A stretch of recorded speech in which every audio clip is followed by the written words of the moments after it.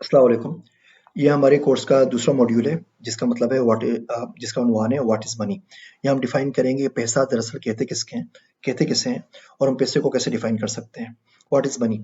एक मनी के अंदर किसी चीज़ को करेंसी या मनी कहलाने के लिए उसमें 3 कैरेक्टरिस्टिक्स होने चाहिए, 3 खूबियाँ होनी चाहिए। वो मीडियम ऑफ एक्सचेंज हो, वो यूनिट ऑफ अकाउंट हो और वो स्टोर ऑफ वैल्यू हो। और इसका मतलब पढ़ते हैं कि इसका मतलब क्या है।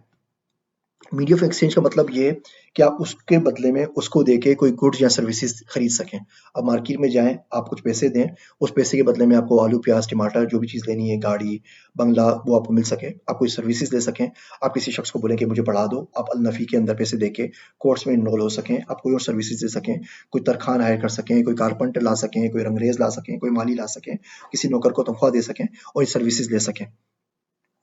मीडिया ऑफ एक्सचेंज का मतलब ऐसी चीज़ जो कि हर एक को चाहिए हो। अब देखें पैसा मार्केट में हर एक को चाहिए होता है। एक छोटा-सा 5 साल का बच्चा होता है, उसको भी पता होता है कि मनी क्या चीज़ है, इससे मैं बाहर जाऊँगा तो मुझे चीज़ मिल जाएगी, वो उसको भी चाहिए होती है।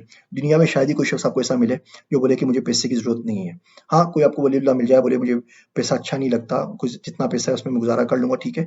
कुछ ना कुछ पैसा तो उसको चाहिए होगा, ज़िंदा रहने के लिए, खरीदारी करने के लिए, आगे काम करने के लिए।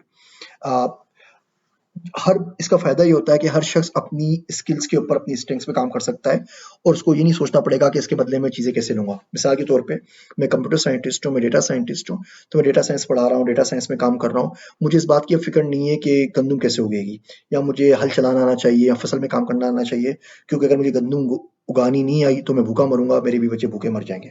मैं सिंपल कंप्यूटर साइंस पढ़ाऊँगा, कंप्यूटर साइंस पढ़ाने की ये सर्विसेज़ दे रहा हूँ, इसके बदले में इसके पैसे लूँगा। इससे जो पैसा मुझे मिलेगा इन पैसों से जाके मैं घर, गाड़ी, बंगला खुराक जो कुछ भी है वो खरीद सकता हूँ। वैसे खैर पढ़ाने के इस मुल्क में पैसे बिल्कुल मिलते नहीं हैं लेकिन बहरहाल जो भी सर्विस होंगी मैं काम करके उससे कुछ ना कुछ तो कर पाऊँगा कि ज़िंदा रह सकूँ। पैसों की जब हम बात करते हैं तो पैसे के अंदर मीडियम ऑफ एक्सचेंज के अंदर पहली चीज़ तो हमने पढ़ी कि मनी के अंदर 3 कैरेक्टरिस्टिक्स होते हैं। मीडियम ऑफ एक्सचेंज होता है हमारे पास यूनिट ऑफ अकाउंट होता है और स्टॉक ऑफ वैल्यू होता है। अभी हम पहला टॉपिक डिस्कस कर रहे हैं मीडियम ऑफ एक्सचेंज का। इसके अंदर मज़ीद 7 कैरेक्टरिस्टिक्स हैं जो पैसे में होने चाहिए। पहली चीज़ स्कार्सिटी हो कि वो कम हो कोई ज़्यादा ना हो। अगर रोडों के ऊपर पैसा फेंकने लगे और बरसात की तरह गिर रहा हो, बारिश की तरह, तो ज़ाहिर बात है उसकी कोई भी वैल्यू नहीं रहेगी। ये कंसेप्ट हम राई स्टोन के अंदर भी पढ़ चुके हैं कि राई स्टोन में किस तरह का स्कार्सिटी की वैल्यू थी। ड्यूरेबल हो इसका मतलब वो आराम से नहीं फट सके। कहते हैं एक जो कागज़ी नोट होता है वो 8000 से ज़्यादा मर्तबा तय हो सकता है। यानी कि इतनी मर्तबा आप कर सकते हैं तब तक वो फटेगा नहीं। ज़ाहिर बात है उसमें थोड़ा-सा प्लास्टिक भी मिलाया जाता है उसको प्रिंट करते हुए सिर्फ़ कागज़ नहीं होता, तो उसमें से ड्यूरेबिलिटी आ जाती है। बहुत ज़्यादा गीला हो तो फट जाएगा, थोड़ा बहुत पानी लग जाए तो फ़र्क नहीं पड़ता, पान के धब्बे, निशानात वगैरह लगे हुए होते हैं। किसी हद तक ड्यूरेबल होता है, बहुत अच्छा ड्यूरेबल नहीं होता, किसी हद तक होता है। डिविजिबल मतलब ये होता है आप एक बड़ी करेंसी को छोटी करेंसी में तोड़ सकें। आप जाते हैं आलू लेने के लिए, आलू आए ₹20 के, आपके पास 100 का नोट है, तो इसका क्या ये मतलब है कि आप आलू नहीं ले सकते? आप बिल्कुल ले सकते हैं। आप 100 का नोट देंगे, वो ₹20 के आपको आलू देगा और ₹80 की चेंज आपको प्रोवाइड कर देगा। पोर्टेबल हो, इसका मतलब एक जगह से दूसरी जगह आप आराम से ले जा सकें। $1 मिलियन का वज़न जो होता है वो 10-12 किलोग्राम से ज़्यादा नहीं होता। आप पैसों को आराम से मूव कर सकते हैं। अगर बटुए के अंदर आपके 500, 1000, 5000, ₹10,000 हैं, तो आपको बोझ नहीं लगते। आप ये नहीं बोलते घर पे आके, "जी मेरा जिस्म दर्द कर रहा है क्योंकि पूरे दिन में ₹5000 लेके घूमता रहा था।" बहुत कागज़ी नोट जो होते हैं बहुत हल्के होते हैं। फंजिबल का मतलब ये होता है कि इंटरचेंजेबल हो। आप किसी शख्स को ₹100 देते हैं, जवाब में आपको 2 50 के नोट देता है, बिल्कुल ठीक बात है। वो ₹100 लेके कोई और 100 का नोट देता है, तो भी ठीक बात है। एक नोट और दूसरे नोट में कोई फ़र्क नहीं है। जब तक ये मालियत सेम रहती है, भले वो छोटे नोट हो, बड़े नोट हो, सेम नोट हो, इससे फ़र्क नहीं पड़ता, बड़ा इंटरचेंजेबल है। आप ये नहीं बोल सकते, "जी मेरा वाला जो नोट था, मुझे वही नोट वापस चाहिए और आपका वाला नोट है, वो वाला नोट मेरे वाले नोट से छोटा है या बड़ा है।" इस तरह की कोई बात नहीं है। अनटिल और अनलेस उसकी कोई सेंटिमेंटल वैल्यू हो, आपको आपके अब्बू ने, आपको किसी चाहने वाले ने तोहफ़े के तौर पे ₹100 का नोट दिया हो, जिसको आपने एयर मार्क करके, फ्रेम करके लगा लिया हो। बहुत से लोग होते हैं स्टार्टअप्स के अंदर, अमेरिका में आपने देखे होंगे स्टोर्स के अंदर, उनके पास फ्रेम में एक नोट लगा हुआ होता है और वो बोलते हैं कि ये जो नोट है, ये हमारी पहली सेल का नोट है, तो हमने तहिया किया था इसको खर्च नहीं करेंगे, इसलिए हमने इसको एयर मार्क करके फ्रेम करके लगा लिया है। उसकी बात अलग है, लेकिन जनरली तमाम नोट जो होते हैं वो फंजिबल होते हैं। वाइडली एक्सेप्टेड हो, इसका मतलब जो करेंसी नोट आपके पास हो, अगर वो आप उसको ले रहे हैं तो बाकी लोग भी ले रहे हो। ये ना हो कि आप बैंक में जाएँ तो बैंक वाले ले लें, लेकिन आप जब ग्रोसरी में जाएँ तो बोले नहीं मैं ये वाला नोट नहीं लेता या आप कहीं किसी जगह पे जाएँ तो वो नोट ना लें। कोई खुराक लेना चाह रहे हैं, कोई और चीज़ लेना चाह रहे हैं, कोई कपड़े लेना चाह रहे हैं, कोई बंगला लेना चाह रहे हैं, हर शख्स उस नोट को एक्सेप्ट करता और हार्ड टू काउंटरफीट हो। उसको इतने आराम से जाली नोट में उसके जाली नोट ना बनाए जा सकें। उसमें बहुत सारे सिक्योरिटी फीचर्स होते हैं।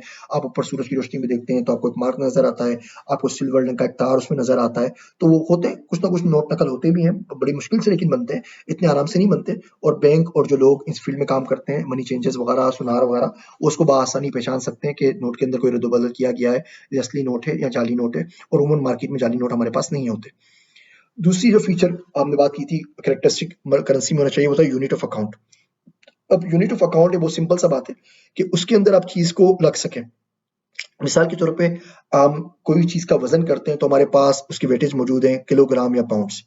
हम किसी चीज़ का डिस्टेंस नापना चाहें तो हम उसकी बात करते हैं किलोमीटर्स में या माइल्स में। इलेक्ट्रिसिटी को हम मेज़र करते हैं वोल्ट के अंदर।